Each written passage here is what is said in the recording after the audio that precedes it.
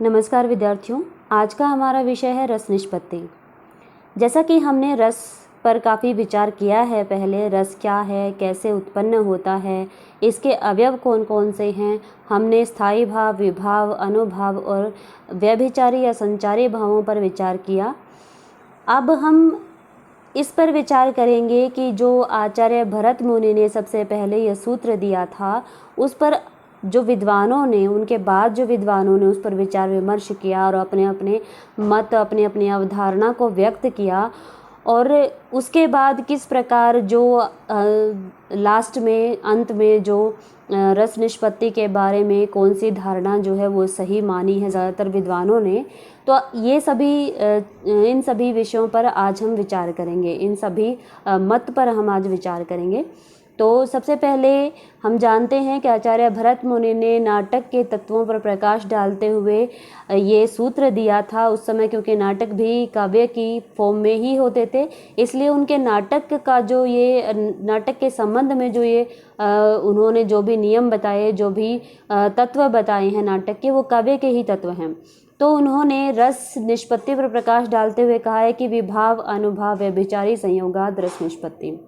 और इस सूत्र पर परवर्ती विद्वानों ने काफ़ी विचार किया, लेकिन कालांतर में ये सभी विचारधाराएं लुप्त प्राय हो गई। यानी कि काफ़ी विद्वानों के जो विचार हैं वो हमें आज लिपिबद्ध नहीं मिलते हैं।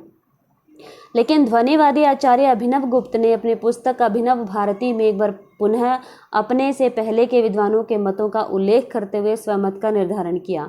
यानी कि जो विद्वान है जिन्होंने अभिनव गुप्त से पहले विचार विमर्श किया था रस निष्पत्ति के ऊपर, तो उनका लिपिबद्ध जो रूप है वो हमें नहीं मिलता है। तो अभिनव गुप्त ने अपनी पुस्तक में उनका उल्लेख किया है, जिससे हमें पता चलता है कि उन्होंने रस निष्पत्ति के संबंध में क्या विचार दिया था। तो सबसे पहले हम थोड़ा सा अभिनव गुप्त के बारे में जान लेते हैं कि वो कौन थे। अभिनव गुप्त का जन्म कश्मीर में 10वीं शताब्दी के मध्य भाग में हुआ था, लगभग 950 ईस्वी से 960 ईस्वी के बीच। इनका कुल अपनी विद्या, विद्वत्ता और तांत्रिक साधना के लिए कश्मीर में नितांत प्रख्यात था। आचार्य अभिनव गुप्त अद्वैत, आगम और प्रत्यभिज्ञा दर्शन के प्रतिनिधि आचार्य तो हैं ही, साथ ही उनमें एक से अधिक ज्ञान विधाओं का भी समाहार है। तो अभिनव गुप्त से पहले जिन विद्वानों ने रस निष्पत्ति के संबंध में विचार व्यक्त किए वो हैं भट्टलोलट, श्री शंकुक, एक सांख्यवादी विद्वान जिनका नाम नहीं मिलता, उनका नाम का उल्लेख नहीं मिलता, लेकिन उनकी सामान्य से चर्चा की गई है अन्य जो परवर्ती आचार्य हैं उनके द्वारा। और चौथे जो है वो भट्टनायक हैं। तो ये इनके बाद अभिनव गुप्त ने भी विचार किया है। तो अभिनव गुप्त के अलावा उनसे पहले इन सभी लोगों ने इस रस निष्पत्ति के ऊपर विचार विमर्श किया है। तो इन जो तीन हैं, जो सांख्यवादी विद्वान के अलावा जो ये तीन हैं, इनके मतों का जो विवेचन है वो काफ़ी महत्वपूर्ण है। तो भरत के सूत्र की व्याख्या जो है वो हम ऐसे करेंगे कि विभाव, अनुभाव और व्यभिचारी या संचारी भावों के संयोग से रस निष्पत्ति होती है। तो ये जो संयोग हैं, विभाव, अनुभाव और व्यभिचारी भावों का संयोग किससे होता है और ये रस की निष्पत्ति कैसे होती है, यही शब्द जो है वो व्याख्या सापेक्ष हैं और इन्हीं पर ही आगे विचार किया गया है अन्य आचार्यों के द्वारा। तो इनके संबंध में भरत मुनि ने कहा है कि जैसे नाना प्रकार के व्यंजनों से युक्त स्वादिष्ट अन्न का उपभोग करते हुए हम नाना रसों का आस्वादन करते हैं और हर्ष आदि का अनुभव करते हैं, उसी प्रकार प्रसन्न प्रेक्षक होता है देखने वाला। यहाँ नाटक के संबंध में बात चल रही है, तो ये दर्शक है, नाना भावों के अभिनयों द्वारा व्यंजित वाचिक और सात्विक अभिनयों से संयुक्त स्थायी भावों का आस्वादन करते हैं और आनंदित होते हैं। यानी कि उन्होंने कहा है कि जिस प्रकार हम बहुत अच्छा भोजन करते हैं तो हमारे मन को खुशी होती है, उसी प्रकार जो दर्शक हैं वो जो आर्टिस्ट हैं, कलाकार हैं, उनके द्वारा जो एक्टिंग की जाती है उसमें जो वाणी के द्वारा या जो उनके जो भावों के द्वारा व्यंजित होता है, यानी कि एक तो अभिधार्थ होता है सीधा सीधा और एक उसमें एक व्यंजना होती है। तो जो व्यंजित अर्थ है और सात्विक अभिनय जैसे कि हमने देखे कि सात्विक अनुभाव जो है उन पर हम वो जो होते हैं बिल्कुल नेचुरल होते हैं, उनके मामले में कोई भी जो किसी भी तरह की कृत्रिमता नहीं होती है उनमें। तो सात्विक अभिनय कहने से मतलब है कि अभिनय करते करते शायद वो स्वयं को उसी के अनुसार इतना ढाल लेते हैं कि उसी में बहुत ज़्यादा खो जाते हैं वो। और जो भाव हैं एक्टर के, नायक के, जिसके बारे में, जिसका रोल वो प्ले कर रहे हैं, तो उनको अपने ही भाव समझ करके आस्वादन करते हैं और आनंदित होते हैं। तो इन्हीं की जो व्याख्या है अभी आगे विद्वानों ने की है, तो उनका जो मत है वो हम देखेंगे कि वो क्या कहते हैं। संयोग शब्द संसर्ग या संगम के अर्थ में स्वीकार किया गया है। निष्पत्ति के अर्थ को जानने के लिए हमें भरत का ये कथन भी देखना होगा कि जिस प्रकार विविध नाना प्रकार के व्यंजनों, औषधियों और द्रव्यों के संयोग से भोज्य रस की निष्पत्ति होती है, उसी प्रकार विविध भावों से संयुक्त होने से स्थायी भाव रस रूप को प्राप्त होते हैं। उपयुक्त कथन से निष्पत्ति का यह अर्थ ध्वनित होता है रस बनना या रस रूप प्राप्त होना। यानी कि हमें विभिन्न जो डिशेस होती हैं या औषधियाँ अलग अलग जिनका टेस्ट होता है या अलग अलग द्रव्य होते हैं, उनसे हमें रस मिलता है, उनसे हमें भोज्य रस मिलता है। उसी तरह से विविध भावनाएं जब इकट्ठी होती हैं तो स्थायी भाव रस रूप में परिणत होता है। अब स्थायी भाव की स्थिति कहाँ है, ये स्थायी भाव कहाँ होता है, कहाँ से ये रस रूप में और कैसे रस रूप में परिणत होता है, इसी पर आगे विद्वानों ने विचार किया है। तो यानी कि जो स्थायी भाव है, क्या वही रस बनते हैं, और अगर वो रस बनते हैं तो किस प्रकार वो रस रूप में वो प्राप्त होते हैं, इसी पर आगे विद्वानों ने विचार विमर्श किया है। तो अतः निष्पत्ति शब्द की व्याख्या हो सकती है किसी स्थिति को प्राप्त होना, यानी कि ऐसी भावमय स्थिति को, ऐसी रसमय स्थिति को प्राप्त होना जिससे जो हमारा दर्शक है या श्रोता है उसको आनंद की प्राप्ति हो। तो संक्षेप में हम कह सकते हैं कि विभाव, अनुभाव और व्यभिचारी भावों का स्थायी भाव के साथ संयोग होने से रस की उत्पत्ति होती है। तो इस विषय में जो अलग अलग विद्वानों के मत हैं, उनमें सबसे पहले जो एक्सप्लेनेशन, जो व्याख्या की है, वो भट्ट लोल्लट ने की है। और भट्ट लोल्लट ने इसकी व्याख्या करते हुए आरोपवाद या उत्पत्तिवाद जो है उसकी स्थापना की, उत्पत्तिवाद का सिद्धांत दिया उन्होंने। तो लोल्लट क्या कहते हैं, भट्ट लोल्लट जो हैं, इनका मत, इसको उत्पत्तिवाद, उपचयवाद, आरोपवाद अलग अलग नामों से पुकारा जाता है। और इनका मत जो है अभिनव भारती में भी और काव्यशास्त्र, अभिनव भारती और काव्यशास्त्र में संकलित हैं। तो अभिनव भारती जो है, अभिनव भारती में उनका मत है कि विभाव आदि का स्थायी भाव से संयोग होने पर रस निष्पत्ति होती है। विभाव रस के कारण स्वरूप हैं, जैसा कि हम पहले भी पढ़ चुके हैं कि रस की उत्पत्ति का जो कारण है उन्हीं को विभाव कहते हैं, और इन्हीं के द्वारा स्थायी भाव, उपचित अवस्था का नाम रस है। अब कारण की वजह से जो स्थायी भाव है वो उद्बुद्ध होता है, वही रस तक पहुंचता है, तो उसी अवस्था का नाम रस है।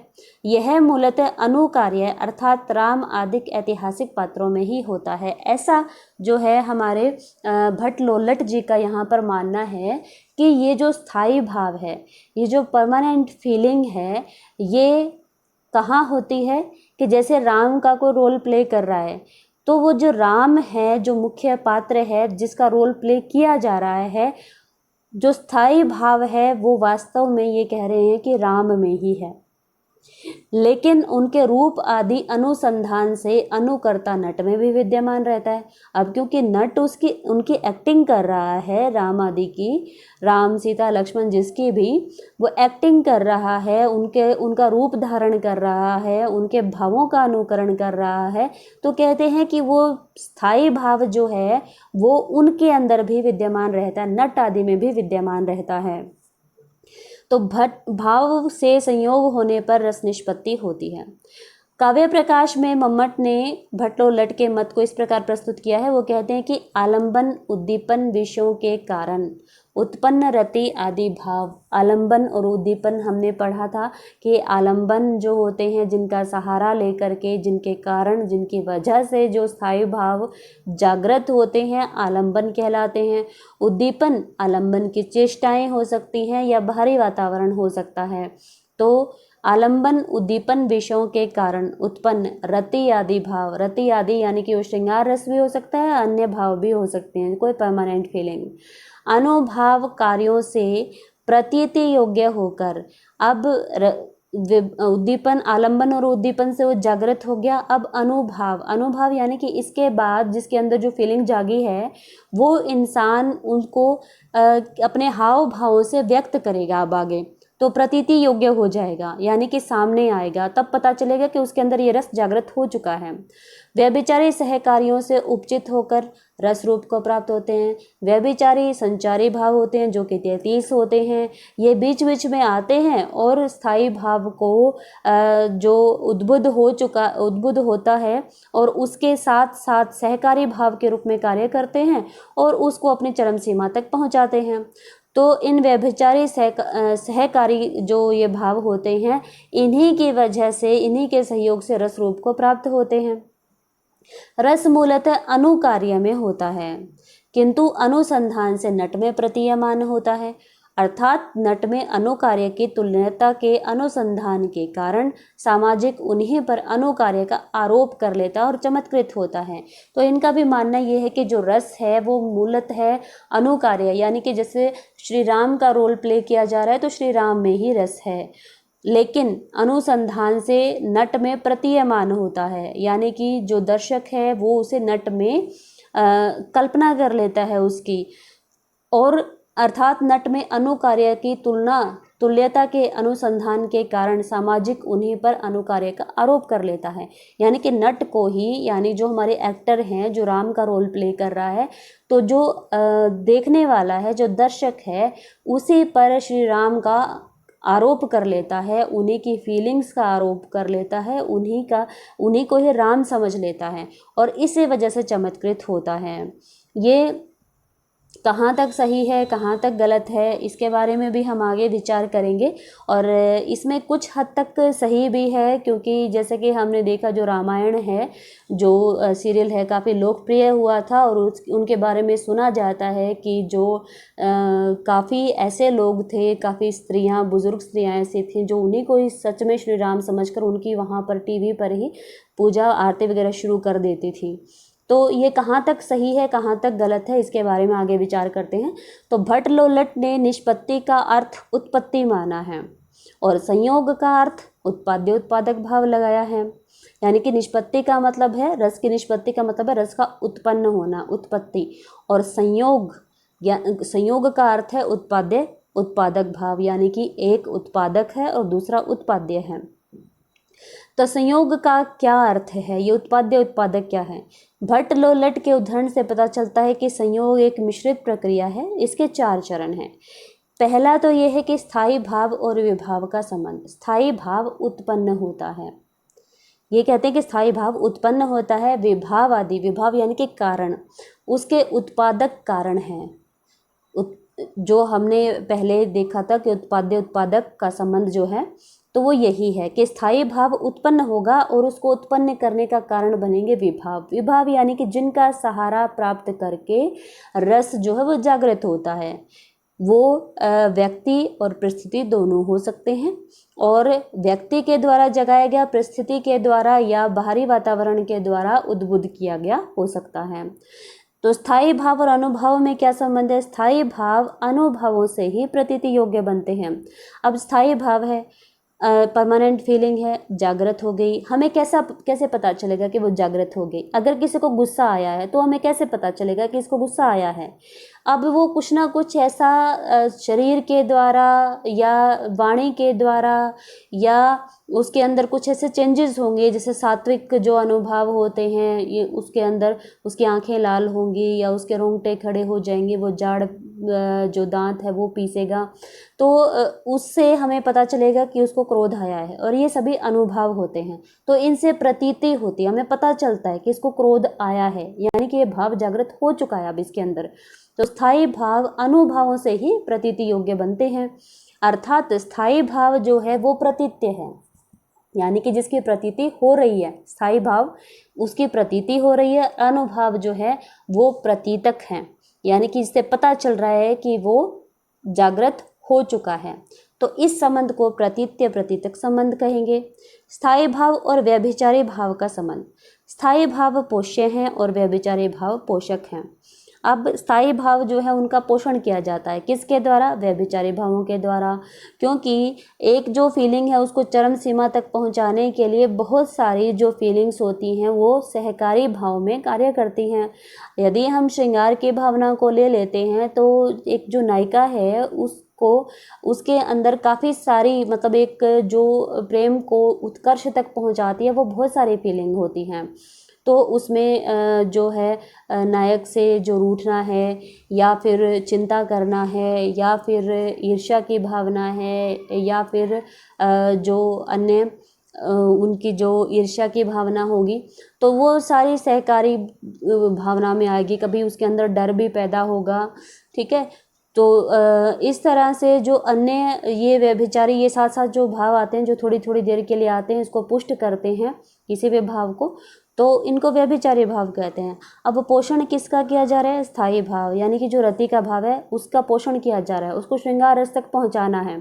तो इसका पोषण कौन कर रहा है? व्यभिचारी भाव। ये संचारी भाव जो बीच बीच में आ रहे हैं, मान यानी कि रूठना, नखरे वगैरह दिखाना, ईर्ष्या का भाव, चिंता, उन्माद, काफ़ी सारी हैं फीलिंग्स जो इसको चरम तक पहुंचाएगी। तो इस संबंध को पोष्य पोषक संबंध कहेंगे। तो स्पष्ट है कि संयोग जो है एक मिश्रित प्रक्रिया है जिसे हम इस प्रकार व्यक्त कर सकते हैं: उत्पाद्य उत्पादक संबंध, प्रतीत्य प्रतीतक संबंध और पोष्य पोषक संबंध। यानी कि सारी फीलिंग वही है कि स्थायी भाव से अनुभाव और स्थायी भाव से विभाव, विभाव से अनुभाव और अनुभाव से व्यभिचारी भाव। यानी कि ये चारों फीलिंग जब मिलती हैं, इकट्ठी होती हैं, तभी कोई रस जो है वो अपनी चरम सीमा तक पहुंचता है। तो इन्हीं चारों फीलिंग का आपस में क्या संबंध है ये यहाँ पर बताया गया था कि उत्पाद्य उत्पादक का संबंध है, प्रतीत्य प्रतीतक का संबंध है, पोष्य पोषक का संबंध है। तो निष्पत्ति का अर्थ यहाँ पर क्या है? प्राय आलोचक ये मानते कि भट्ट लोल्लट के अनुसार निष्पत्ति का अर्थ उत्पत्ति है। इसके लिए उन्होंने उनके इस मत को उत्पत्तिवाद कह सकते हैं। भट्ट लोल्लट रस की निष्पत्ति को एक मिश्रित प्रक्रिया मानते हैं जो 3 चरणों में पूरी होती है, जिसका हम पहले जिक्र कर चुके हैं: उत्पत्ति, प्रतीति और पुष्टि। पहले रस की उत्पत्ति हुई, अनुभाव के द्वारा प्रतीति हुई, विभाव के द्वारा उत्पत्ति होती है, अनुभाव के द्वारा प्रतीति होती है और व्यभिचारी भावों के द्वारा पुष्टि होती है। तो डॉक्टर नगेंद्र ने इन तीनों व्यापारों के समन्वित रूप के लिए एक नया नाम दिया है और उसे नाम दिया है उपचीति। अतः भट्ट लोल्लट की जो निष्पत्ति का अर्थ डॉक्टर नगेंद्र ने माना है उपचीति, तो इसलिए इसको उपचीतिवाद भी कहते हैं। आरोपवाद क्यों कहा जाता है? भट्ट लोल्लट के मत को आरोपवाद भी, अब ये परवर्ती आचार्यों ने जो भट्ट लोल्लट ने जो कहा उनके बारे में जितना भी मिला, रस निष्पत्ति के बारे में उन्होंने जो कहा जितना भी मिला, तो परवर्ती आचार्यों ने उसकी व्याख्या की है कि वो क्या कहना चाहते थे। तो उसी के आधार पर हम इनके जो अलग अलग नाम हैं उन पर विचार कर रहे हैं। तो आरोपवाद, भट्ट लोल्लट के मत को आरोपवाद भी कहते हैं क्योंकि उन्होंने रस निष्पत्ति का जो उदाहरण दिया है उसके अनुसार रस जो है मूलतः अनुकार्य यानी कि मूल पात्र यानी कि राम में रहता है, लेकिन अभिनय कुशलता के कारण दर्शक, नट या जो कलाकार है, जो हीरो है, एक्टर है, उस पर मूल पात्र अर्थात राम आदि का आरोप कर लेता है। इस प्रकार उसमें रस की प्रतीति कर चमत्कृत होता है। इस आरोप के कारण ही लोल्लट के मत को आरोपवाद कहा जाता है। भट्ट लोल्लट ने उक्त मंतव्य में सहृदय का उल्लेख नहीं किया, तथापि उन्हें मान्य यह होगा कि सहृदय नट नटी के माध्यम से उसी रस को प्राप्त करते हैं जिसे वास्तविक राम आदि ने प्राप्त किया होगा। इस सिद्धांत को आरोपवाद अथवा उत्पत्तिवाद कहा जाता है। यानी कि उन्होंने सहृदय जो उस रस का आस्वाद कर रहा है उसका कोई जिक्र नहीं किया है, लेकिन यहाँ पर जो उनकी परिभाषा है उसके आधार पर यह मान लिया गया है कि जो सहृदय है वो भी उसी रस को प्राप्त करेगा जिसको एक्चुअल में श्री राम ने प्राप्त किया था। इसलिए इस सिद्धांत को आरोपवाद, क्योंकि वो नट के ऊपर आरोप कर लिया है उसने श्री राम के भावों का, श्री राम का ही आरोप जो वो कर लिया, उनकी फीलिंग्स का आरोप उन्होंने कर लिया है। तो वो मानते हैं कि ये जो नट आदि हैं ये श्री राम ही हैं। ऐसा सोच करके जो श्री राम उस समय महसूस कर रहे होंगे वो सहृदय उन्हीं पर आरोपित करके नट पर राम आदि की भावनाओं का आरोपण करके उसको फील करते हैं, उसको महसूस करते हैं। इसलिए इस सिद्धांत को आरोपवाद कहते हैं, क्योंकि नट पर आरोप किया गया है राम की फीलिंग्स का। तो शंकुक, इस पर आक्षेप लगाए जाते हैं। शंकुक ने कहा है, आचार्य शंकुक ने कहा कि भट्ट लोल्लट का ये सिद्धांत की सामाजिक, अब इनके सिद्धांत का विचार विमर्श किया जा रहा है आगे कि उन्होंने क्या कहा था, क्या नहीं कहा था, उनके मत का क्या मतलब होगा, क्या नहीं होगा। तो आचार्य शंकुक कह रहे हैं कि भट्ट लोल्लट का ये सिद्धांत कि सामाजिक नायक नायिका द्वारा अनुभूत रस का आस्वादन नट नटी के माध्यम से प्राप्त करता है, अति व्याप्ति दोष से युक्त है, जिसमें स्थायी भाव होगा, रस भी उसी में होगा, ना कि किसी अन्य में। इस तरह केवल नायक नायिका ही रसास्वादन प्राप्ति के अधिकारी ठहरते हैं, ना कि नट नटी। अब आचार्य शंकु कह रहे हैं कि परमानेंट फीलिंग हर इंसान, जो इंसान फील कर रहा है, जैसे श्री राम फील कर रहे हैं, तो परमानेंट फीलिंग राम की ही है और श्री राम ही उनको फील कर सकते हैं। तो अगर सहृदय उस परमानेंट फीलिंग अगर फील कर रहा है तो वो उसकी परमानेंट फीलिंग है, वो श्री राम के माध्यम से, उनकी फीलिंग के माध्यम से अगर वो उसकी स्थिति के साथ एकाकार कर पाए तो उसको फील कर सकता है, वरना श्री राम के अंदर जो फीलिंग है वो सहृदय या नट नटी कोई भी फील नहीं कर सकता है। श्री राम की फीलिंग श्री राम ही कर सकते हैं, श्री राम की जो भावनाएं उनको महसूस वही कर सकते हैं। तो इस प्रकार नायक नायिका यानी कि श्री राम या सीता हैं, वही रसास्वादन प्राप्ति के अधिकारी होते हैं, नट नटी या दर्शक नहीं। तो लोल्लट के मत का सार ये है कि रस की सत्ता वस्तुगत है, यानी कि जिसके इंसान के जीवन का अभिनय किया जा रहा है, रस उसी में ही है। मूल पात्रों में निहित रस के अवयवों का आरोप अभिनय कुशलता से नट नटी पर कर लिया जाता है। इस प्रकार लोल्लट का मत नाटक में अभिनय कुशलता पर सर्वाधिक बल देता है, यानी कि श्री राम के भावों का आरोप नट नटी पर कर लिया जाता है। तो अब नट नटी का जो जिम्मेदारी है, जो एक्टर एक्ट्रेसेस हैं, उनकी जिम्मेदारी काफ़ी बढ़ जाती है कि वो श्री राम ने जो फील किया उस चीज़ को दर्शकों तक पहुँचाए, उसी रूप में पहुँचाए। तो अभिनय में अगर वो कुशल होंगे तभी वो ऐसा कर पाएंगे। संयोग का अर्थ है उत्पाद्य उत्पादक, प्रतीत्य प्रतीतक और पोष्य पोषक संबंध। इनके बारे में हम जान चुके हैं कि उत्पाद्य उत्पादक कैसे हैं, उत्पादक विभाव हैं, प्रतीतक यहाँ पर अनुभाव हैं और पोषक जो व्यभिचारी भाव हैं। तो निष्पत्ति का अर्थ उपचिति को लगाया गया, यानी कि संयोग का नाम उपचिति दे दिया गया है। लोल्लट के मत को उत्पत्तिवाद या आरोपवाद भी कहते हैं। ये है निष्कर्ष, ये है सार। उपयुक्त विवेचन के आधार पर भट्ट लोल्लट के रस विवेचन को 3 भागों द्वारा संबोधित किया जा सकता है। एक तो उत्पत्तिवाद, मूल नायक अनुकार्य यानी श्री राम के कारण उत्पत्तिवाद, इस रस की उत्पत्ति हुई, एक एक्सप्लेनेशन ये है, एक व्याख्या इसकी ये है। दूसरा आरोपवाद, नट अनुकर्ता के कारण, यानी कि सहृदय ने नट के ऊपर आरोप किया, किस चीज़ का, श्री राम की फीलिंग्स का, श्री राम का ही आरोपण कर लिया, यानी कि उनको ही श्री राम समझ लिया, तो फिर उन्होंने रसास्वादन किया।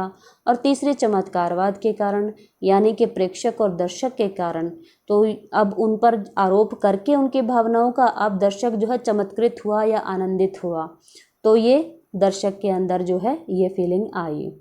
तो इस तरह 3 इनके नाम जो है वो इस मत के उत्पत्तिवाद, आरोपवाद और चमत्कारवाद जो है यहाँ पर बताए गए हैं। अब भट्ट लोल्लट के सिद्धांत पर जो आपत्तियां या दोष हैं उनको जो है हम व्यक्त करते हैं कि रस या स्थायी भाव संबंधी दोष।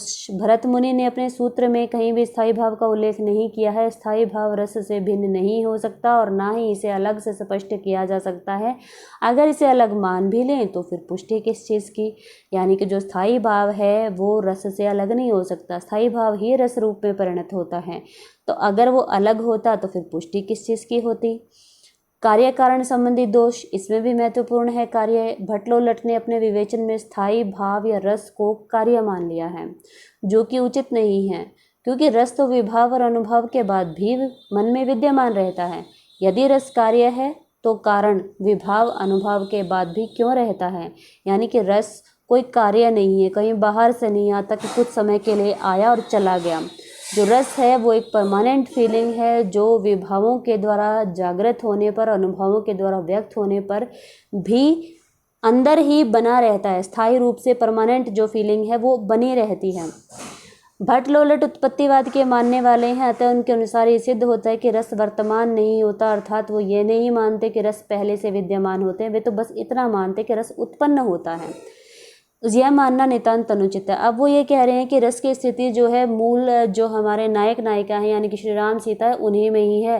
नट उनका जो अभिनय करते हैं उसके द्वारा उनमें जो है दर्शक अनुमान लगा लेता है, दर्शक जो है उनका आरोपण कर लेता है उनका श्री राम आदि की भावनाओं का, और उन्हीं को ही श्री राम आदि समझ करके चमत्कृत होता है। तो ये संभव नहीं हो सकता, क्योंकि जो स्थायी भाव है सबके अपने अपने ही होते हैं, परमानेंट फीलिंग अपनी अपनी होती है। अब हो सकता है कि किसी में कुछ लोग जो है बहुत ज़्यादा किसी भी फीलिंग को जो बेशक एक मूवी देख लें या रामलीला में हम देख रहे हैं तो एक ही सीन पर कुछ लोग रोते हुए भी दिखाई देते हैं और कुछ लोगों पर असर भी नहीं होता। अगर वहाँ से सेम फीलिंग आ रही है तो सब पर सेम असर होना चाहिए, लेकिन ऐसा नहीं होता है। कुछ लोग बहुत ज़्यादा तीव्रता से किसी फीलिंग को महसूस करते हैं, फील करते हैं, लेकिन कुछ लोग उतनी तीव्रता से नहीं कर पाते। और फीलिंग के मामले में किसी भी रस के मामले में हमारी रुचि एक जैसी भी नहीं होती। किसी विषय में जो एक इंसान काफ़ी रस ले सकता है दूसरे के लिए वो अरुचिकर विषय भी हो सकता है।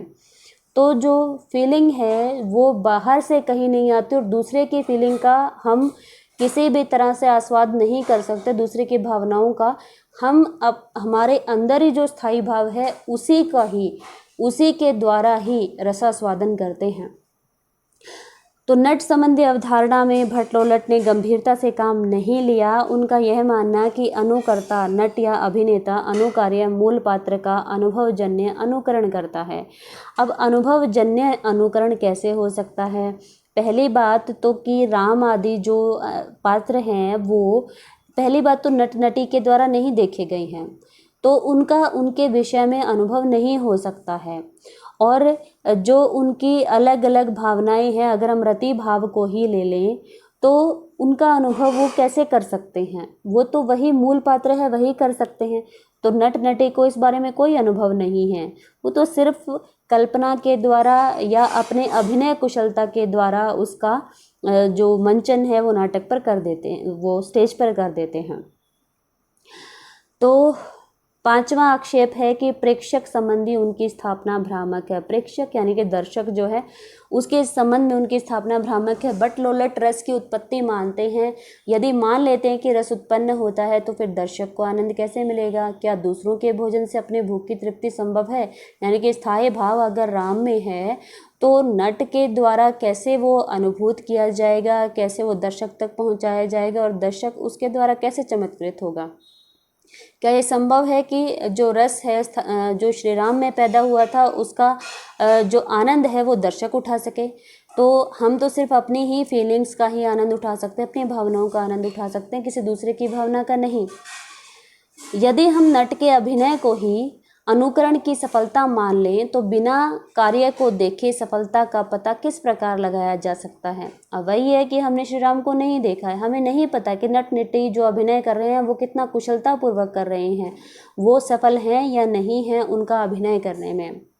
लोलट के मत की सबसे बड़ी दुर्बलता यह है कि उन्होंने केवल रस की वस्तुगत स्थिति पर विचार किया और रसानुभूति प्रक्रिया में सामाजिकों की पूर्णतः अपेक्षा की। ये हमें पता ही है कि दर्शकों की उन्होंने पूरी तरह उपेक्षा की है, दर्शकों को उन्होंने महत्व नहीं दिया है, जबकि दर्शक ही हैं जो मूलतः जो है रसास्वाद जो है वो करते हैं। तो आचार्य शंकुक का मत है इसके पश्चात, तो उस पर हम विचार करेंगे। तो आचार्य शंकुक क्या कहते हैं? भरत मुनि के सूत्र की व्याख्या के दूसरे चरण में जब आचार्य शंकुक ने भट्ट लोलट के सिद्धांतों की समीक्षा की तब उन्होंने न्याय दर्शन के अनुयायी होने के कारण भरत के सूत्र की व्याख्या न्याय सम्मत अनुमितिवाद के सिद्धांत के आधार पर की। यानी कि पहले जिसको आरोपवाद माना गया था, यानी कि नट नटी पर आरोपण करके सहृदय उसके द्वारा आनंद प्राप्त करता है, तो यहाँ पर आरोपवाद को नहीं अनुमान को, आरोप को नहीं अनुमान को जो है वो आधार माना गया है। तो क्या कहते हैं अनुमिति का अर्थ है कि नट के कुशल अभिनय के कारण दर्शक नट में नायकत्व यानी अनुकार्यत्व यानी कि श्री राम आदि का अनुमान कर लेता है और उसी को नायक समझ लेता है। और चित्र तुरंग न्याय यानी कि हमारे सामने अगर एक भागते हुए घोड़ों का चित्र है तो हम उसके द्वारा अनुमान कर लेते हैं कि ये घोड़े भाग रहे हैं और उसके द्वारा हम भागते हुए घोड़ों का जो सीन है उसका आनंद ले पाते हैं। तो इस तरह से ही जो हमारे मंच के ऊपर जो नट नटी हैं उनमें ही नायकत्व का अनुमान करके यानी कि श्री राम आदि का अनुमान करके जो दर्शक है वो आनंद प्राप्त करता है। तो चित्र तुरंग न्याय के द्वारा उसके अभिनय के द्वारा व्यक्त किए गए अनुभवों में आनंद पाता है जिससे चमत्कार का अनुभव होता है और यही अनुभव आनंद जन्य होता है। दूसरे शब्दों में कहें तो आचार्य शंकुक ने रस की निष्पत्ति गमय गमक भाव से मानी है। और ये गमय गमक जो भाव है ये भट्ट लोलट के कार्य कारण संबंध जैसा ही है, यानी कि जिन्होंने रस को कार्य माना था और कारण जो है उसकी वजह से जो रस उत्पन्न होता है तो वैसा ही कुछ संबंध है। कार्य कारण संबंध को आचार्य शंकुक के द्वारा गमय गमक भाव कहा गया है। नट जब नाटक आदि में राम आदि अनुकारियों के भावों का ज्ञान प्राप्त कर अपनी शिक्षा और अभिनय के अभ्यास द्वारा रंगमंच पर कारण यानी कि विभाव, कार्य यानी कि अनुभाव, सहचारी यानी कि संचारी भाव को अपनी कला में प्रदर्शित करता है तब वे विभाव अनुभाव कृत्रिम होते हुए भी ऐसे नहीं माने जाते और इन नामों से पुकारे जाते हैं। अर्थात नट को राम आदि के विभाव कहते हैं और उनके भुजाक्षेप अश्रु आदि अनुभवों को राम के ही अनुभव कहते हैं। तो यहाँ पर ये कहा गया है कि जो नट है जब नाटक में राम आदि के अनुकार्य के भावों का ज्ञान प्राप्त कर लेता है तो शिक्षा और एक्टिंग के द्वारा एक्टिंग की प्रैक्टिस हो जाती है उसको, तो रंगमंच पर यानी कि स्टेज पर वो कारण यानी कि उस रस को जगाने का जो कारण है, अगर हम रति भाव की बात करें तो सीता यहाँ पर कारण रहेंगी और उद्दीपन भाव में प्रकृति आ जाएगी। कार्य यानी कि अनुभाव यानी कि अब वो रति भाव जागृत होने पर जो वो काम करेंगे, जो भी क्रिया करेंगे शारीरिक मानसिक जिस भी तौर पर वाचिक तो या सात्विक जो होंगे तो वो अनुभाव और साथ में संचारी भाव ये सारे मिलकर सभी मिलाकर जो नट है वो अपनी कला में प्रदर्शित करेगा और तब विभाव और अनुभाव जो कि आर्टिफिशियल होंगे क्योंकि श्री राम के नहीं हो सकते, वो आर्टिफिशियल हैं, कृत्रिम हैं, आर्टिफिशियल होते हुए भी ऐसे नहीं माने जाते और इन नामों से पुकारे भी जाते हैं। अर्थात नट को राम आदि के विभाव कहते हैं और मतलब जो नट जो है जो राम की एक्टिंग कर रहा है वो अगर श्री राम रो रहे हैं या अश्रु भुजाक्षेप यानी कि भुजाएं जो हैं वो भुजाओं के द्वारा जो एक्टिंग कर रहे हैं या आंसू हैं उनके, तो वो राम के ही अनुभव माने जाएंगे, यानी कि उनका जो है अनुमान कर लिया जाता है इन सभी का उस नट के अंदर। तो नट को राम आदि के विभाव ही कहेंगे। तो राम कृत्रिम एर अपि तथान अभिमन्य माने विभाव आदि शब्दवय पदशय। तो ये काव्य प्रकाश की उक्ति है मम्मट जी के द्वारा। तो उन्हीं विभाव आदि के संयोग से, विभाव यानी कि कारण, रस को जगाने का कारण, उसके संयोग से अर्थात गमय गमक भाव से अथवा अनुमेय अनुमापक भाव से विभाव आदि गमक या अनुमान करने वाले हैं और रति आदि स्थायी भाव गमय है अर्थात उनका अनुमान किया जाता है, स्थायी भाव का अनुमान कर लेंगे। तो विभाव आदि के संयोग से जो अनुमान कर लिया जाता है उस स्थायी भाव का, और स्थायी भाव जो कि नट के अभिनय को देखकर दर्शक अनुमान करेंगे उसमें रति या क्रोध या उत्साह जो भी है, और रति आदि भाव अनुमित मात्र हैं यानी कि जिनका सिर्फ अनुमान किया जा रहा है, वास्तव में नट में होते भी नहीं हैं ये, यानी कि इनका कहना है कि इनका सिर्फ अनुमान किया जा रहा है, नट में नहीं होते ये भाव जो हैं। तथापि वे सामाजिकों की वासना यानी कि सामाजिक जो हमारा सहृदय है उसी को सामाजिक कहा जाता है, जो दर्शक है जो आनंद उठा रहा है उसी को सामाजिक कहा जाता है। तो उसमें वासना के रूप में ये संस्कार हैं, स्थायी भाव है, संस्कार के रूप में ये हमेशा रहते हैं। और चर्यमाण होकर सामाजिकों में रस का रूप धारण कर लेते हैं और ये पूरी तरह से जाग जाते हैं और फिर यही रस का रूप धारण करते हैं। यानी कि सामाजिक में जो वासना या संस्कार के रूप में स्थायी भाव हैं वही रस का रूप धारण करते हैं। यहाँ जो संयोग का अर्थ है वह गमय गमक भाव है। सामाजिकों के अनुमान का आधार मिथ्या होता है, किंतु यह नितांत निरर्थक नहीं होता। उसमें अर्थ क्रियाकारित्व रहता है, व्यवहारिक उपयोगिता रहती है। जैसे रस्सी को सांप देखकर भय उत्पन्न होता है और कभी कभी भयवश मृत्यु भी हो सकती है, और कोहरे को धुआं समझकर आग का अनुमान कर लिया जाता है। तो सामाजिक लोग जो है चित्र तुरंग न्याय यानी कि तस्वीर के घोड़े की भांति, जो कागज होते हुए भी घोड़ा कहा जाता है, घोड़ा ना होते हुए भी उसके घोड़ेपन से इनकार नहीं किया जा सकता। नट को राम दुष्यंत आदि मानने लगते हैं, उनकी यह प्रतीति विलक्षण होती है। ना तो यह राम को राम कहने का सम्यक ज्ञान है, ना यह राम को राम ना समझकर कृष्ण समझने का मिथ्या ज्ञान है। ना यह राम है, ना यह राम नहीं है का सा। यानी कि यहाँ पर दुविधापूर्ण स्थिति है।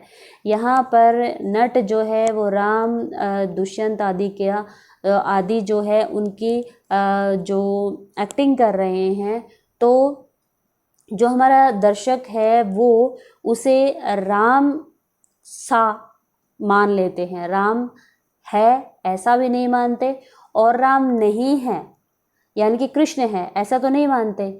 हम मान लेते हैं कि वो राम ही है, तो राम का अनुमान करते हैं उसके अंदर, तो उसके द्वारा जो है रस लिया जाता है।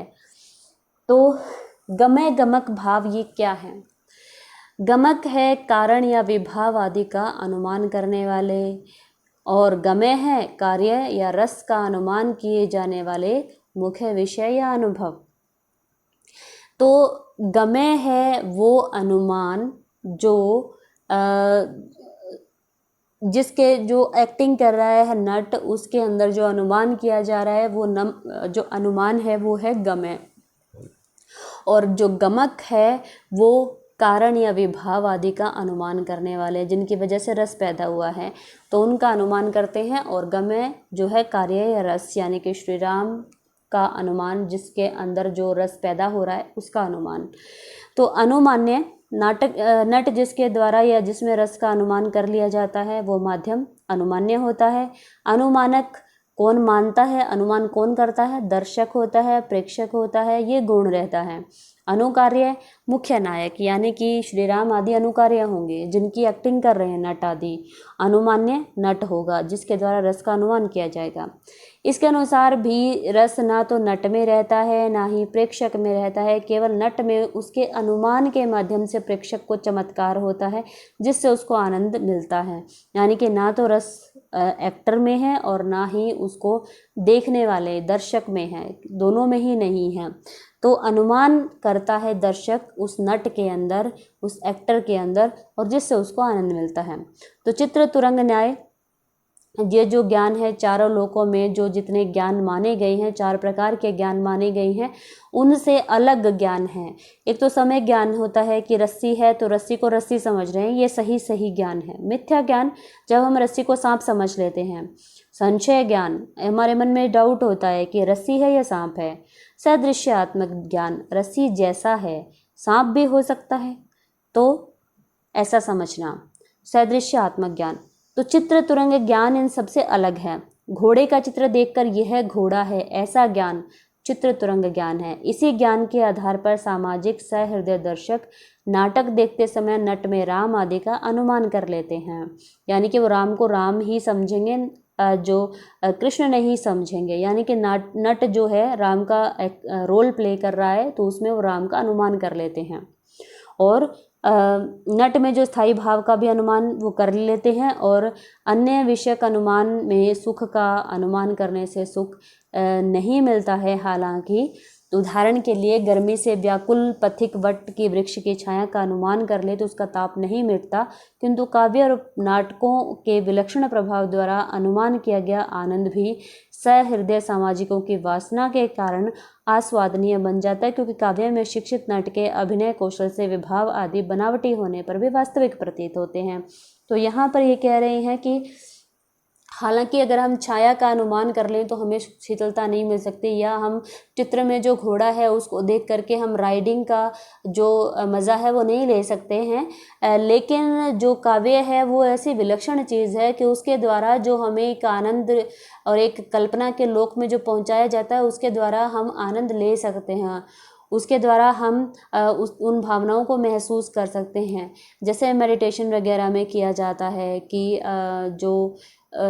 जिसको मेडिटेशन करवाया जा रहा है, जो मेडिटेशन कर रहा है वो अनुमान करता है कि ऐसा हो चुका है, और उसके द्वारा ऐसा माना गया है, अब तो काफ़ी जो रिसर्चेस हुई हैं इस पर, और ऐसा माना गया है कि उसके द्वारा पूरी तरह नहीं तो काफ़ी हद तक वैसे ही चेंजेस होते हैं जैसा ऐसा अगर होता। यानी कि अगर हमने मेडिटेशन में ये माना है कि हम किसी सुंदर से स्थल पर हैं तो हमारे अंदर जो चेंजेस होंगे वो वैसे ही चेंजेस होते हैं जो उस स्थल पर होने के बाद होते। तो यानी कि कुछ ना कुछ असर उसका होता है, पूरी तरह नहीं तो कुछ ना कुछ असर होता है। तो यही चीज़ इसमें कही गई है कि जो नाटक में अनुमान करता है दर्शक, तो उसके द्वारा भी उसके जो रस का आनंद जो वो ले सकता है। तो संयोग का अर्थ अनुमाप्य अनुमापक संबंध अर्थात स्थायी भाव जो है वो अनुमाप्य है, और विभाव आदि अनुमापक या अनुमान कराने वाले कारण है। जिनका अनुमान किया जाता है वो अनुमाप्य कहलाएंगे यानी कि स्थायी भाव, और जिसके द्वारा अनुमान किया जाएगा, जिसके कारण अनुमान किया जाएगा वो कहलाएंगे अनुमापक यानी कि विभाव आदि। तो डॉक्टर नगेंद्र ने आचार्य शंकुक के मत की व्याख्या करते हुए कहा है कि शंकुक के मत की व्याख्या से संयोग का अर्थ है गमय गमक संबंध, अर्थात स्थायी भाव गमय है, जहाँ तक पहुँचना है, स्थायी भावों के मतलब रस जो है हमारा जिसके परमानेंट फीलिंग है वहाँ तक हमें पहुँचना है। और पहुँचना किसके थ्रू है? विभाव आदि के द्वारा, क्योंकि विभाव आदि ही है जो स्थायी भाव को रस रूप में परिणत करते हैं, जिनकी वजह से रस रूप में परिणत होते हैं स्थायी भाव। तो निष्पत्ति का अर्थ शंकुक के अनुसार निष्पत्ति का अर्थ यहाँ पर अनुमिति या अनुमान है। जैसे भट्टोलट ने आरोप माना था, यहाँ अनुमान माना गया है। तो रस की स्थिति शंकुक भी भट्टोलट के समान ही रस की सत्ता वस्तुगत मानते हैं, यानी कि रस की सत्ता वो भी यही कहते हैं कि जो मूल हमारा नायक या नायिका है, जैसे श्री राम आदि है तो उन्हीं के अंदर ही है रस तो, लेकिन जो रस है वो अनुकार्य में रहता है लेकिन अनुमानित होकर नटनटी में आ जाता है, यानी कि हम उनको श्री राम या श्री सीता जो है वो समझ लेते हैं, अनुमान कर लेते हैं, लेकिन वास्तव में रस जो है वो राम या सीता में ही है। तो शंकुक के मत के अगर हम समीक्षा करें तो वही सारे जो क्वेश्चंस जो पहले खड़े हुए थे अब फिर वही क्वेश्चंस यहाँ पर फिर से खड़े हो जाएंगे। पहला तो ये कि अनुमान जो है वो बुद्धि का विषय है, अनुभूति का नहीं, यानी कि जो अनुमान किया जाता है वो बुद्धि से किया जाता है, भावनाओं के द्वारा नहीं किया जाता। और जिन पात्रों को हमने आज तक देखा ही नहीं, श्री राम सीता को हमने देखा ही नहीं, वो कैसे थे, वो कैसे रिएक्ट करते थे, वो कैसे सोचते थे, वो कैसे फील करते थे, तो हम उनका अनुमान कैसे करेंगे? और हम उनका अनुमान करके हम ये कैसे समझ सकते हैं कि नट नटी जो अभिनय करते हैं वो वैसा ही अभिनय होगा? इसीलिए शायद जब हम कहानियाँ वगैरह पढ़ते हैं तो हमें पढ़ने में जितना आनंद आता है कई बार उसके मंचन में हमें उतना आनंद नहीं आता, क्योंकि हम उसके साथ एकाकार नहीं हो पाते। हम समझते हैं कि इसको ये उस हद तक उस खूबसूरती के साथ प्ले नहीं किया गया जिस खूबसूरती के साथ वो कहानी लिखी गई थी। तो शायद ये इसी की वजह से होता है। तो अनुमान के आधार पर सामाजिक को भाव की अनुभूति नहीं हो सकती, भले ही शंकुक ने इसे कला संबंधी विलक्षण अनुमान कहा है, परंतु फिर भी अनुमान तो अनुमान ही है, यानी कि अनुमान तो अनुमान ही रहेगा। अनुमान से किसी भी भाव की अनुभूति नहीं हो सकती। शंकुक के चित्र तुरंग ज्ञान से काव्य में अभिनय तत्व प्रमुख हो गया है और काव्य तत्व गौण हो गया है, यानी कि अगर आप श्रेष्ठ अभिनय कर सकते हैं, नट नटी श्रेष्ठ अभिनय कर सकते हैं तो ही रस वहाँ तक पहुँच पाएगा। तो जो काव्य का तत्व है वो गौण हो गया, यानी कि काव्य में इतनी क्षमता नहीं है कि वहाँ तक रस पहुँचा सके। शंकुक ने रस की वस्तुगत व्याख्या में लोलट की भ्रांति का निवारण चित्र तुरंग न्याय से किया है, किंतु रस की स्थिति अभी भी रंगमंच पर ही रही है। सामाजिक की भूमिका उसमें नहीं है, यानी कि जो देख रहा है, जो दर्शक है, उसकी भूमिका इसमें नहीं है। अब भी नट नटी की ही भूमिका महत्वपूर्ण है, तो रंगमंच पर ही है अभी रस की स्थिति। मानसिक भावों का अनुकरण संभव नहीं है, ये हम सभी जानते हैं कि हर इंसान के सोचने समझने सोचने का तरीका अलग होता है। तो श्री राम कैसे सोचते समझते थे हमें पता नहीं है, तो मानसिक भावों का अनुकरण हम नहीं कर सकते। तो भट्ट लोल्लट के सिद्धांत का ही विकास है, ये हम सभी को पता ही है कि उन्होंने आरोपवाद माना था और इन्होंने अनुमान माना है। उन्होंने आरोप माना था या इन्होंने अनुमान माना है। तो आगे भट्ट नायक ने मत दिया है भुक्तिवाद। भट्ट नायक सांख्य दर्शन के अनुयायी थे। इन्होंने सांख्य दर्शन के केंद्रीय सिद्धांतों के आधार पर भुक्तिवाद के सिद्धांत का प्रवर्तन किया है। भुक्तिवाद से यहाँ तात्पर्य रस निष्पत्ति से है।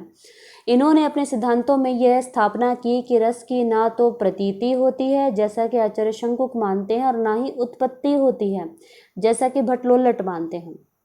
यानी कि अनुमान के द्वारा जो प्रतीति आचार्य शंकुक ने मानी है वैसा नहीं होता और ना ही वैसी उत्पत्ति होती है जैसे भट्ट लोल्लट ने मानी थी, तो आरोपवाद के द्वारा जो मानी थी। तो अभिनवगुप्त के समसामयिक होने के कारण और दोनों का रस विवेचन एक ही समय में आने के कारण यह भी अस्वीकार नहीं किया जा सकता, अस्वीकार नहीं किया जा सकता कि रस की अभिव्यक्ति यह भी अस्वीकार किया कि रस की अभिव्यक्ति होती है। तो दोनों अभिनवगुप्त के ये समकालीन थे और एक ही समय में दोनों के रस का विवेचन जो है एक ही साथ आया है, एक ही समय में आया है। तो यह अस्वीकार कर दिया गया कि रस की अभिव्यक्ति होती है। उन्होंने यह कहा कि अनुभव और स्मृति के बिना रस की प्रतीति किसी भी प्रकार नहीं हो सकती। इसका कारण यह है कि इन सब से दर्शक या पाठक बड़ी कठिनाई में पड़ जाता है। यदि वह अनुकार्य तथा मूल नायक से तादात्म्य कर लेता है तब उसे औचित्य की सीमा पार करके लज्जा का अनुभव करना पड़ेगा। यानी कि अनुकार्य राम में अगर हमने जो दर्शक है उसने अपनी स्थिति को एकाकार कर लिया और हम उसके राम के जो भावों का अनुमान कर रहे हैं अगर यहाँ पर, तो हमें लज्जा का अनुभव करना पड़ेगा क्योंकि श्री राम और सीता के जो रति भाव हैं उनको हम कभी भी कल्पना नहीं करना चाहेंगे। तो उनकी जो फीलिंग है, उनके अंदर जो स्थायी भाव है, उन्होंने कैसे फील किया होगा, क्या फील किया होगा, वो फील हम नहीं कर सकते हैं। तो क्योंकि हम उनका आदर करते हैं, वो हमारे पूर्वज रहे हैं, तो हम उनके इस भाव को कभी भी फील नहीं करना चाहेंगे। और यदि वह अपने कोई सारी प्रक्रिया से भिन्न रखता है, यानी कि जो सहृदय है वो इस सारी प्रक्रिया से अपने आप को भिन्न रखेगा, तो एकदम प्रश्न ये सामने आता है कि दूसरे की रति से उसका क्या सरोकार है। इस प्रकार पाठक, दर्शक के श्रोता ये समझ नहीं पाता कि वास्तव में वह अपने को कहाँ स्थित करे, किसके साथ रखने का प्रयत्न करे। यानी कि अगर हम किसी नायक नायिका की अगर हम श्री राम नहीं माने, किसी और को भी मान लेते हैं और उनके रति भाव का अगर हम आनंद लेते हैं, तो आखिर हम दूसरे की फीलिंग का आनंद क्यों लेंगे? क्योंकि हर तरह के नाटक या मूवीज़ होते हैं, उसमें हर तरह की फीलिंग होती है, तो हम उसका आनंद जो है हम अपनी ही भावना के हिसाब से ले पाएंगे। अगर कुछ लोगों का जैसे मार धाड़ वाली मूवीज़ जो है उसमें इंटरेस्ट ज़्यादा होता है, कुछ लोगों को रोमांटिक मूवीज़ में ज़्यादा इंटरेस्ट होता है, तो वो अपने ही रस के अपने अंदर जो इंटरेस्ट है, जो भाव ज़्यादा है, उसी के हिसाब से ही वो जो है उसका रसास्वादन कर पाता है। सामने वाले के जो फीलिंग है उसका रसास्वादन वो कभी नहीं कर पाता। तो इस प्रकार पाठक, दर्शक, श्रोता समझ नहीं पाता कि वास्तव में अपने को कहाँ स्थित करे, किसके साथ रखने का प्रयत्न करे। भट्ट नायक ने पूर्व के रस विवेचन की कठिनाइयों को बड़ी सरलता से दूर करने का प्रयत्न किया। भट्ट नायक के भुक्तिवाद का मूल आधार सांख्य दर्शन रहा है और सांख्य दर्शन प्रकृति को त्रिगुणातीत मानता है। उन्होंने रस निष्पत्ति पर विस्तार पूर्वक, यानी कि सांख्य दर्शन के अनुसार प्रकृति जो 3 प्रकार के गुण माने जाते हैं, सात्विक, राजसी और तामसी, इन तीनों से परे है प्रकृति। और इसी को आधार मान करके सांख्य दर्शन के इसी जो सिद्धांत को आधार मान करके उन्होंने इस मत की व्याख्या की है। और उन्होंने 3 प्रक्रियाएं मानी हैं इसकी। एक तो अभिधा, जिसके द्वारा शब्दार्थ का ज्ञान होता है, यानी कि जो शब्द, जो पंक्ति लिखी गई है उसका वही अर्थ होगा। भावकत्व, जिसके द्वारा विभाव आदि तथा रति आदि स्थायी भाव साधारणीकृत होकर सर्वसाधारण के भाव बनने की प्रक्रिया साधारणीकरण कहलाती है। मेरे या पराये शत्रु के या मित्र के ऐसे बंधनों से मुक्त होकर अब उपभोग्य बन जाता है। यानी कि जो साधारणीकरण की अवधारणा है सबसे पहले इन्होंने दी है, और साधारणीकरण की अवधारणा में वो ये कह रहे हैं कि जो विभाव यानी कि जो कारण है जगाने का, विभाव आदि तथा रति आदि स्थायी भाव, जो स्थायी भाव है और विभाव है, वो साधारणीकृत होकर सर्वसाधारण बन जाते हैं, उसी को साधारणीकरण कहते हैं। यानी कि जब हम किसी भी नाटक आदि का, मूवी आदि का आनंद लेते हुए हमें ये भी ध्यान ना रहे कि ये फीलिंग मेरी है या सामने वाले की है, यानी कि जो नाटक में रोल प्ले कर रहे हैं उनकी है, या मेरे शत्रु की है, या मित्र की है, या मेरे आसपास जो लोग बैठे हैं उनकी है, इन सब चीज़ों से वो ऊपर उठ जाता है, बस वो फीलिंग में डूब जाता है, तो उसको साधारणीकरण कहते हैं हम। भोजकत्व, यह स्थायी भाव जो साधारणीकृत होकर उपभोग किया जाता है। भोजकत्व में नायक के रजोगुण, तमोगुण और सतोगुण युक्त लौकिक भाव, ये लौकिक भाव इनके अनुसार हैं, लौकिक भाव हैं ये, और भोजकत्व व्यापार द्वारा, यानी कि जिनका भोग कर लिया गया है उनके द्वारा रज तम रहित शुद्ध सतो गुणमय हो जाने के कारण अत्यंत विशिष्ट हो जाते हैं। इस प्रकार सर्वजन के उपभोग्य बन जाते हैं। इस प्रकार भट्टनायक ने संयोग का अर्थ भोज्य और भोजकत्व का भाव और निष्पत्ति का अर्थ भुक्ति माना है।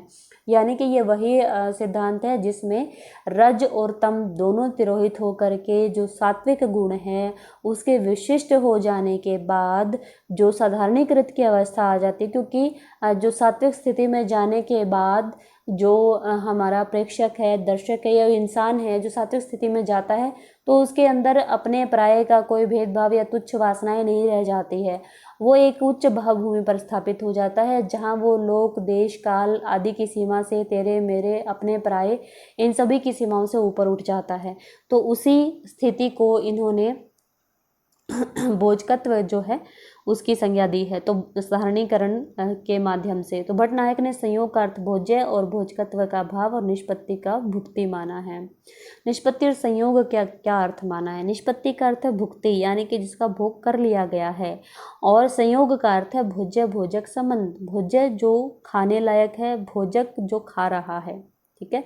तो स्थायी भाव भोज्य है, यानी कि जो भोजन खाने लायक है, यानी कि टेस्ट करने लायक है, जो फील करने लायक है, और विभावादि भोग करवाने वाले कारण हैं, यानी कि जो कारण है जिसकी वजह से हम उस रस का भोग कर रहे हैं। तो रस की स्थिति कहाँ मानी है भट्टनायक ने? इन्होंने पहली बार रस की स्थिति सहृदय सामाजिक का चित्त माना है, पहली बार, वरना अभी तक जो रस की स्थिति थी वो राम में ही मानी गई और उसके बाद नट में मानी गई है, और उसके बाद जो हमारा दर्शक है उसको उन्होंने इम्पोर्टेंस नहीं दिया, और पहली बार भट्टनायक ने ही सहृदय सामाजिक का मन जो है वहाँ पर स्थायी भाव की स्थिति मानी है। तो रस की स्थिति वस्तुगत ना होकर आत्मगत हो गई है यहाँ पर, यानी कि वस्तुगत राम आदि में ना होकर दर्शक में आ चुकी है। तो भट्टनायक के मत की समीक्षा, भट्टनायक का मत जो है भुक्तिवाद कहलाता है, क्योंकि रस का हमें भोग करना है, और उस रस का भोग जो है यानी कि महसूस करना, उस फीलिंग को महसूस करना, तो वो भुक्तिवाद कहलाएगा। रस निष्पत्ति में भट्टनायक का सबसे बड़ा योगदान साधारणीकरण है, जिससे रस की निष्पत्ति होती है, और रस की इन्होंने पहली बार आत्मपरक व्याख्या की है, वरना इससे पहले रंगमंच तक सीमित रह गया था रस। अब दर्शक कैसा हृदय तक आया है रस, और रस की भुक्ति का जो स्वरूप भट्टनायक ने रखा उससे रस की वस्तुगत सत्ता समाप्त हो गई। अब लेकिन रस अब भी रहा आस्वाद्य ही, यानी कि जिसका भोग किया जाता है ऐसा। रस ब्रह्मानंद के समान है लेकिन ब्रह्मानंद नहीं है, इस बात का प्रतिपादन सर्वप्रथम भट्टनायक की व्याख्या से होता है, क्योंकि रसास्वाद की स्थिति में सत्व का उद्रेक हो जाता है, रजस और तमस का शमन हो जाता है, जबकि ब्रह्मानंद की स्थिति में एकमात्र सत्व बचता है तथा रजस और तमस पूरी तरह नष्ट हो जाते हैं। तो ये स्थिति जो है साधारणीकरण की अवस्था है, जिसमें रजस और तमस जो है पूरी तरह जो दब जाते हैं और सत्व का उद्रेक होता है, और उसके द्वारा जो हमारा दर्शक है वो आनंद उठाता है, जो नाटक आदि का, जिसको साधारणीकरण भी कहा जाता है। तो ये ब्रह्म आनंद की स्थिति के समान स्थिति मानी गई है, मोक्ष की अवस्था के समान जो है मानी गई है, लेकिन मोक्ष की अवस्था नहीं है ये, क्योंकि इसके बाद तुरंत बाद जो हमारा दर्शक है, सहृदय है, वो वापस अपने पहले वाली स्थिति में आ जाता है। ये परमानेंट नहीं है, जबकि वो जो स्थिति है वो परमानेंट रहती है।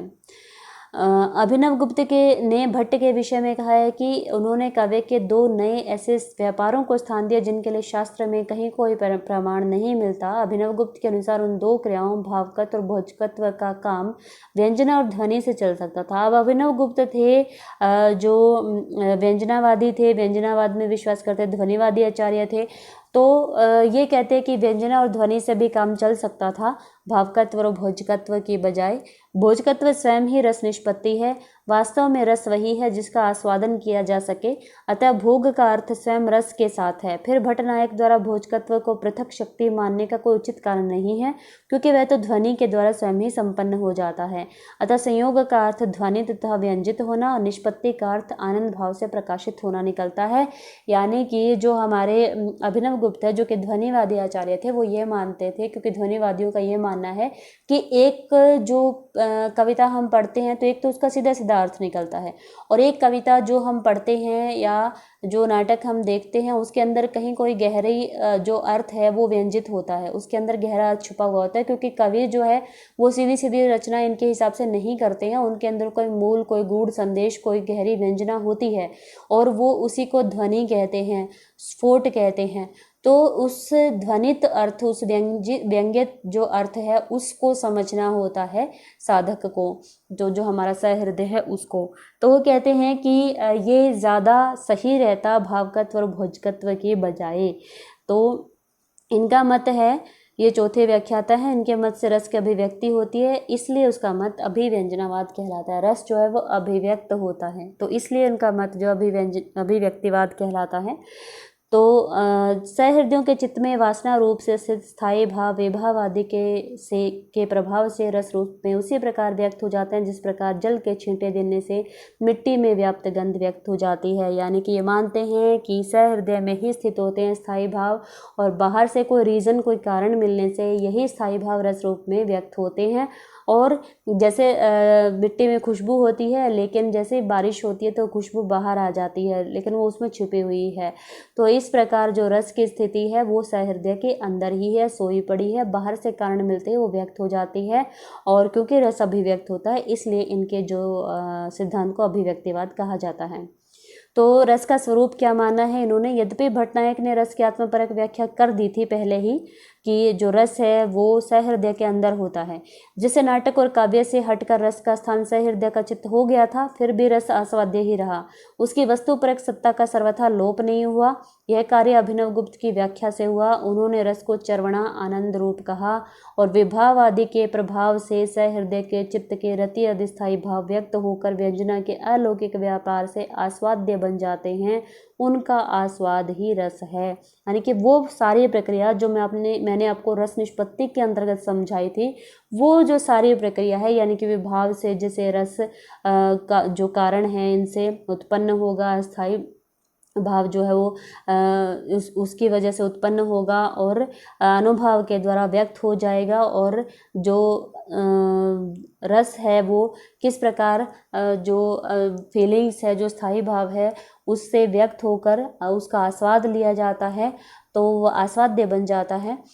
तो अभिनव गुप्त ध्वनिवादी आचार्य थे, इसलिए उन्होंने रस को व्यंग्य माना। वह ना तो अभिधा का व्यापार है, ना लक्षणा का विषय है, वह तो व्यंजना का व्यापार है। अभिनव गुप्त भट्टनायक के स्थानीकरण सिद्धांत को स्वीकार तो करते हैं, किंतु उसे भावकत्व व्यापार ना मानकर व्यंजना का व्यापार मानते हैं। व्यंजना के इस विभावन व्यापार से सहृदय के चित्त में स्थित रति आदि स्थायी भाव के रसास्वाद का अनुभव होता है। काव्य में व्यंजना शक्ति की महिमा से ही रस की अभिव्यक्ति होती है। संयोग और निष्पत्ति का अर्थ अभिनव गुप्त के मत से है अभिव्यक्ति, निष्पत्ति का अर्थ है अभिव्यक्ति, संयोग का अर्थ है व्यंग्य व्यंजक संबंध, अर्थात स्थायी भाव व्यंग्य है और विभावादि व्यंजक कारण है।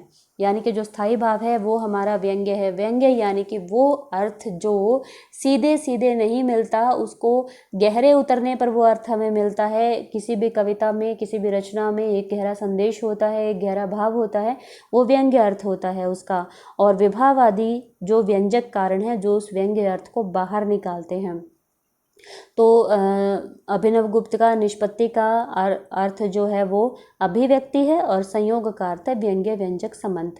तो 4 क्रमबद्ध स्थितियों की कल्पना की अभिनव गुप्त ने। वो मानते हैं कि प्रथम चरण में रंगमंच पर व्यक्ति अथवा स्थिति का प्रत्यक्ष बोध होगा, दूसरे चरण में रंगमंच के वातावरण के प्रभाव, कथा वस्तु का विशिष्ट भाव समाप्त होने लगता है और पात्र और स्थितियां सामान्य रूप में प्रतीत होने लगती हैं। यानी कि हम भूलने लगते हैं दूसरे चरण में कि रंगमंच में का जो माहौल है या आसपास हमारे कौन है या कथा वस्तु क्या है, वो सारी चीज़ें समाप्त होने लगती हैं और स्थितियां सामान्य होने लगती है। यानी कि जो व्यक्ति है उसको व्यक्ति विशेष का बोध तो नहीं होता है, लेकिन द्वैत बना रहता है। यानी कि धीरे धीरे वो स्थिति तक पहुंच रहा है जहां पर उसका और उस स्थिति का, उस भावनाओं का सिर्फ उस भावनाओं का ही अस्तित्व रह जाता है, उसका कोई अस्तित्व नहीं रहता है। लेकिन अभी दूसरे चरण में उसका अस्तित्व है, अब वो धीरे धीरे उस स्थिति की तरफ बढ़ रहा है। तीसरे चरण में चित्त में स्थित स्थायी भावना अपने रह जाते हैं, ना अन्य से उसका किसी प्रकार का संबंध रह जाता है। विभाव आदि में विशेषत्व का लोप होने के कारण अंतःकरण में स्थित स्थायी भाव स्थानीकृत होकर उद्भुत होने लगते हैं। यानी कि तीसरा जो चरण है इसमें स्थानीकरण होने लगता है। इसमें दर्शक भूल जाता है कि ये फीलिंग उसकी अपनी है या किसी और की है, ये कहाँ से आ रही हैं, कैसी हैं, ये सब चीज़ें जो है वो इन सभी जो फीलिंग्स से ये जो सोच विचार है वो इनसे शून्य हो जाता है और सिर्फ रस में डूब जाता है। इस वक्त सिर्फ रस रहता है, सिर्फ आनंद रहता है और बाकी सारी स्थितियाँ, नाटक कैसा है, कैसा लिखा गया है, एक्टिंग कैसी की जा रही है, ये भाव जो हैं ये किसके हैं, ये मूल नायक के हैं, नट नटी के हैं या मेरे हैं, ये अपने हैं या पराए हैं, इन चीज़ों से ऊपर उठना शुरू हो जाता है। और जब वो ऊपर उठ जाता है तो इसी को सारणीकरण कहते हैं। तो ये अंतिम स्थिति है। तो अभिनव गुप्त के मत की अगर समीक्षा करें तो उन्होंने आत्मपरक व्याख्या की, रस को आस्वाद्य रूप बताया और उनकी व्याख्या से ही रसानुभूति में सामाजिक के महत्व के, यानी कि जो हमारा दर्शक है उसके महत्व की प्रतिष्ठा हुई। अभिनव गुप्त ने काव्य के स्वाद को अलौकिक आनंद मानते हुए रस की अलौकिकता पर प्रकाश डाला। रस की अभिव्यक्ति कैसे होती है उसका समुचित उत्तर देते हुए उन्होंने उन शंकाओं का समाधान किया है जो अभी तक समीक्षकों के लिए समस्या बनी हुई थी। पहली बार अभिनव गुप्त ने रस को अलौकिकता से जोड़ा है और जो अभिनव गुप्त है वो ये मानते हैं कि जो वासना है या जो हमारे अंदर जो संस्कार है वो जन्म जन्मांतरों से ही हमारे अंदर होते हैं और इनका जो हमारे जो संस्कार हैं, जो वासना के रूप में स्थायी भाव हमारे अंदर हैं, इन्हीं से ही हमें रस की अनुभूति होती है। पर उसके लिए हमें उस स्थिति तक पहुंचना पड़ता है जिस स्थिति को मोक्ष या ब्रह्मानंद के समान कहा गया है। ब्रह्मानंद नहीं है वो, लेकिन उसके समान है। तो वहाँ पर सिर्फ फीलिंग और फीलिंग बचती है। वहाँ पर वो सिर्फ उसको महसूस करने की भावनाएं बचती है। महसूस कौन कर रहा है, फीलिंग क्या है, कैसी है, वो सब चीज़ें फीकी पड़ जाती हैं, वो सब चीज़ें सेकेंडरी हो जाती हैं। मेन रस ही रस बचता है, मतलब आनंद ही आनंद बचता है बस। तो रस व्यंग्य है, व्यंजना का व्यापार है, अतः रस ध्वनि काव्य की आत्मा है, ऐसा मान लेने से, यानी कि इन्होंने माना है कि रस जो है वो उस किसी रचना के अंदर डूबने से मिलता है। रस जो सीधे सीधे डायलॉग्स बोले गए हैं, सीधी सीधी काव्य रचना है, उनसे नहीं मिलेगा। उसका जो व्यंग्य अर्थ है, उसके अंदर जो गहरा भाव है, उसमें डूबने से हमें रस मिलेगा। तो और उन्होंने रस ध्वनि जो है उसको काव्य की आत्मा कहा और रस और ध्वनि दोनों का महत्व स्थापित किया उन्होंने। और रस का स्वरूप नितांत आत्मपरक मान लेने पर पूरा बल जो है हृदय पर पड़ जाता है, पर और काव्य की सत्ता गौण हो जाती है। उनके मत की दुर्बलता है, क्योंकि रस की स्थिति सिर्फ सहृदय में नहीं है। रस की स्थिति उसके लिखने वाले, उस रचना के रचनाकार यानी कि कवि के अंदर भी है। सबसे पहले तो उसी के स्थायी भाव जो हैं वही उद्बुद्ध होकर के इतने तीव्रता से बाहर निकलते हैं कि शब्द के रूप में कागज पर उतरते हैं और वो अपने भावों के साथ दर्शकों को एकाकार करना चाहता है, इसलिए उन्हीं का ध्यान रखते हुए वो अपने भावों को वो कागज पर उतारता है, जिसका आनंद जो है वो दर्शक ले पाता है। तो उसके जो कवि है, हमारा रचनाकार है, उसको हम यहाँ पर बिल्कुल भी उपेक्षित नहीं कर सकते हैं। क्योंकि किसी रचना या किसी कविता को कागज पर उतारना किसी प्रसव पीड़ा से कम नहीं है, ऐसा कहा गया है। तो उसके जो कवि का महत्व है उसको हम बिल्कुल भी तिरोहित नहीं कर सकते हैं। तो आचार्य भरत हैं, आचार्य भट्ट लोलट है, आचार्य शंकुक हैं, भट्ट नायक हैं। इनका रस विवेचन जो है संयोग और निष्पत्ति शब्दों पर केंद्रित रहा। तीनों आचार्यों ने अपने अपने ढंग से रस और निष्पत्ति की शब्दों की व्याख्या की और भरत सहित इन चारों आचार्यों का मूल चिंतन इस बात पर रहा कि अनुभाव, विभाव, स्थायी भाव और संचारी भाव सब मनुष्य के इस लोक के अनुभवों पर आधारित था। लेकिन अभिनव गुप्त ने पहली बार इसको परलोक की वस्तु बनाया और धनंजय ने बाद में रस की विवेचना की, लेकिन कुछ फेरबदल करके अभिनव गुप्त के मतों को ही स्पष्ट किया है उन्होंने। विश्वनाथ और पंडितराज जगन्नाथ ने भी कालांतर में रस का विवेचन किया। आधुनिक हिंदी आचार्यों में बाबू श्याम सुंदर दास, बाबू गुलाब राय, विश्वनाथ प्रसाद मिश्र, आचार्य रामचंद्र शुक्ल, आचार्य नगेंद्र ने भी रस का विवेचन किया है। पूरी रस प्रक्रिया को वैज्ञानिक पद्धति से देखा जाए तो हमें मानना होगा कि रस निष्पत्ति की प्रक्रिया का मूल स्रोत सामाजिक, प्रेक्षक, श्रोता, दर्शक, पाठक, अनुभावक, सहृदय है, यानी कि रस की निष्पत्ति उसी के मन में पहले से स्थित वासना रूप मनोविकार अर्थात स्थायी भाव के द्वारा होती है। यह भी एक सच्चाई है कि पाठक श्रोता के साथ साथ अनुकर्ता अर्थात नट भी अभिनय करते समय कुछ हद तक रसास्वादन करता है। अगर ऐसा नहीं होता, यानी कि देखिए जैसे दर्शक है, श्रोता है, हम कोई मूवी देख रहे हैं तो हमारे अंदर पहले से संस्कार रूप में कोई फीलिंग विद्यमान है, तभी हम उसका आनंद ले पाते हैं। वरना अगर ऐसा नहीं होता तो सभी का जो मूवी का जो टेस्ट है, मूवी के बारे में जो सबकी चॉइस है वो अलग अलग नहीं होती, सबसे पहले बात। लेकिन ऐसा नहीं है कि जो एक्टर है, जो एक्टिंग कर रहा है, वो उस रस का बिल्कुल आनंद नहीं लेगा, वो भी आनंद लेता है। बल्कि कई बार तो एक्टर एक्टिंग करते वक्त उसमें इतना डूब जाता है कि वो अपने आप को बस वही समझने लगता है कि मैं वही पात्र हूँ, और इसकी वजह से कई बार उन्हें किसी साइकोलॉजिस्ट की मदद लेनी पड़ती है उस करेक्टर से बाहर निकलने के लिए। अगर उस करेक्टर के साथ कुछ बुरा हुआ है तो कई बार एक्टर भी डिप्रेशन में आ जाता है, वो यहाँ तक फील कर जाता है। तो ऐसा नहीं है कि उसके अंदर बिल्कुल ही रस का भाव नहीं होता है, तो रस का आस्वादन वो भी करता है। और कवि का तो इसमें बहुत ज़्यादा महत्व है, क्योंकि अगर उसी के अंदर ये भाव नहीं होंगे तो वो कैसे व्यक्त करेगा बाहर, और सहृदय उसका आस्वादन कैसे करेगा। तो उसको हम रस निष्पत्ति की प्रक्रिया से अलग नहीं कर सकते। तो इस तरह रस निष्पत्ति जो है उसको अगर हम संक्षेप में कहें तो सबसे मुख्य भूमिका जो है वो सहृदय की होगी। अगर उसके अंदर ऐसी फीलिंग है ही नहीं, कि वो ऐसी क्षमता ही नहीं है कि उस भावना को वो आनंद प्राप्त कर सके, तो किसी भी तरह का कितनी भी उत्तम कोटि की रचना हो वो उसका आनंद नहीं ले सकता है।